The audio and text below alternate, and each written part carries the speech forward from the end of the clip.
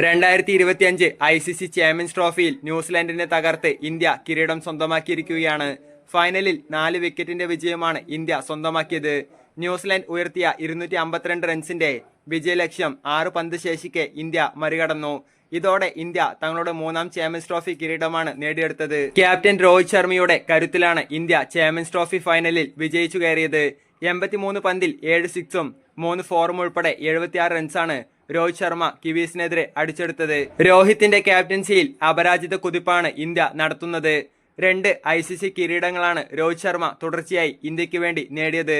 മാത്രമല്ല ICCയുടെ 4 ടൂർണമെന്റുകളിലും ഒരു ടീമിനെ ഫൈനലിലെത്തിക്കുന്ന ഏക ക്യാപ്റ്റൻ എന്ന നേട്ടവും താരത്തിന് നേടാനായി.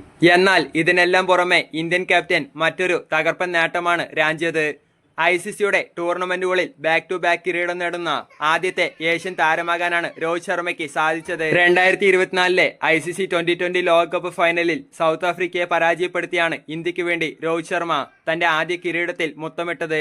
ഇപ്പോൾ 2025 ചാമ്പ്യൻസ് ട്രോഫിയിലും രോഹിത് ശർമ്മ തന്റെ കയ്യൊപ്പ് പതിപ്പിച്ചിരിക്കുകയാണ്.